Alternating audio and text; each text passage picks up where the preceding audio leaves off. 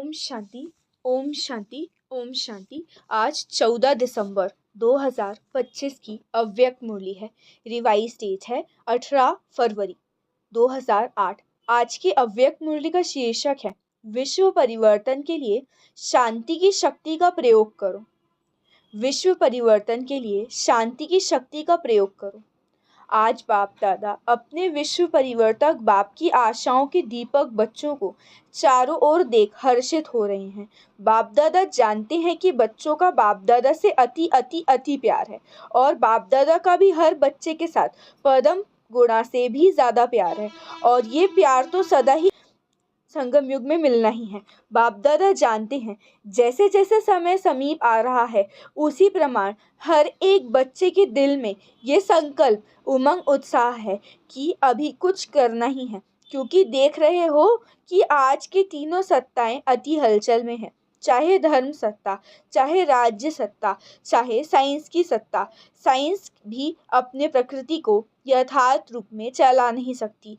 यही कहते हैं होना ही है, क्योंकि साइंस की सत्ता प्रकृति द्वारा कार्य करती है तो साइंस के साधन होते प्रयत्न करते भी प्रकृति अभी कंट्रोल में नहीं है और आगे चल के ये प्रकृति के खेल और भी बढ़ते जाएंगे, क्योंकि प्रकृति में भी अभी आदि समय की शक्ति नहीं रही है।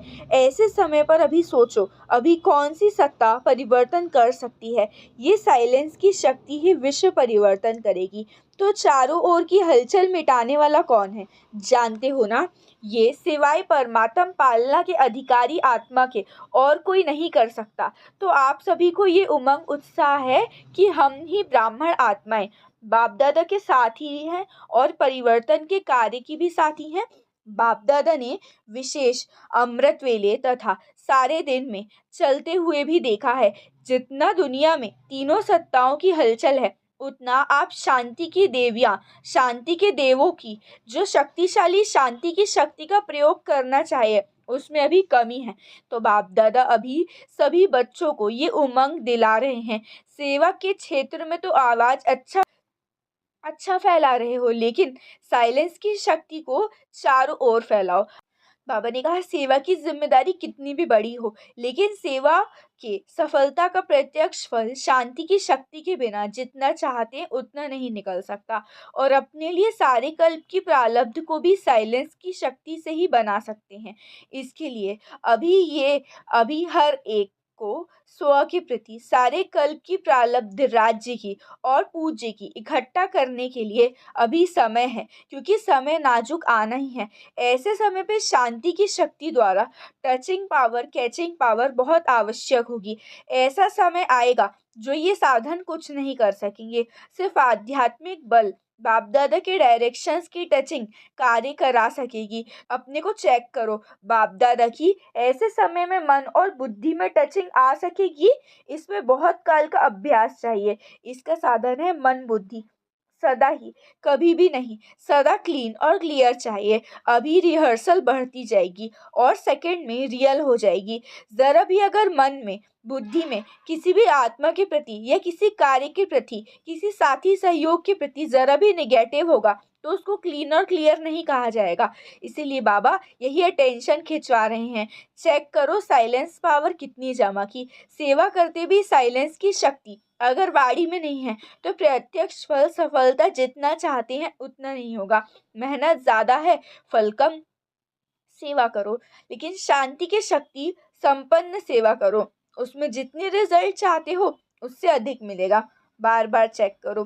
बाकी बाप दादा को खुशी है कि दिन प्रतिदिन जो भी जहाँ भी सेवा कर रही हैं वो अच्छी तरह कर रहे हैं, लेकिन स्व प्रति शांति की शक्ति जमा करने का, परिवर्तन करने का और अटेंशन अभी सारी दुनिया ढूंढ रही है कि आखिर विश्व परिवर्तक निमित्त कौन बनता है, क्योंकि दिन प्रतिदिन दुख और अशांति बढ़ रही है और बढ़नी ही है।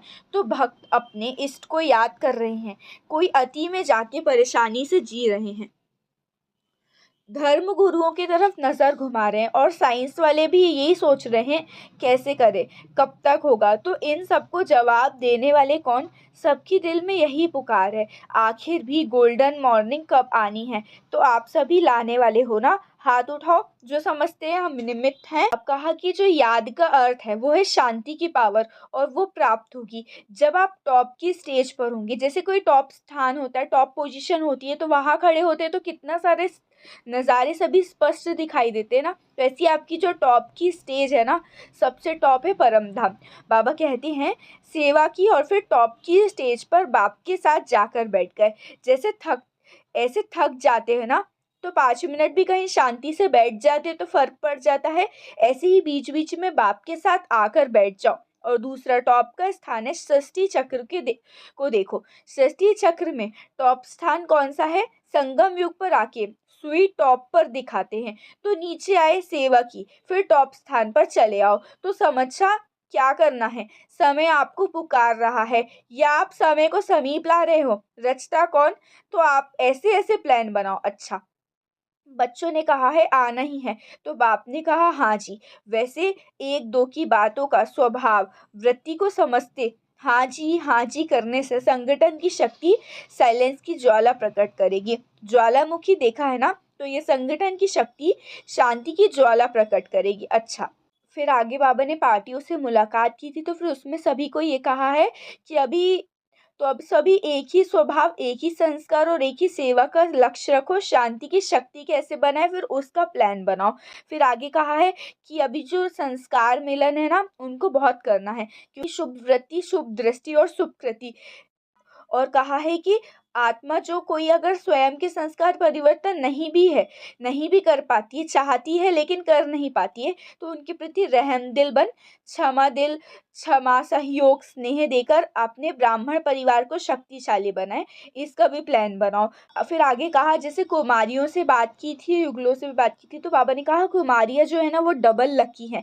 कहा है अगर जो कुमारियाँ हैं वो कुमारी जीवन में अमर रहती हैं, तो बाबा का गुरु भाई का तख्त मिलता है। दिल तख्त तो है ही, वो तो सभी को है, लेकिन गुरु का तख्त है जहाँ बैठ के मुरली सुनाते हैं, टीचर बन के टीच करते हैं। इसीलिए बाबा कहते हैं कुमारियाँ डबल लकी हैं। इनके लिए गायन भी है ना कि 21 परिवार का उद्धार करने वाली। तो आपने अपना 21 जन्म का तो उद्धार किया, लेकिन और किन्हों की निमित्त बनी हो, उन्हों की भी 21 जन्मों के लिए उद्धार हो जाता है। तो ऐसी कुमारियाँ होना जो सबको उद्धार करते हैं, और सभी को बाबा हिम्मत वाले समझते हैं। और फिर बाबा ने कहा है कि हिम्मत वाले हो आप, और ऑलराउंड मददगार भी हो।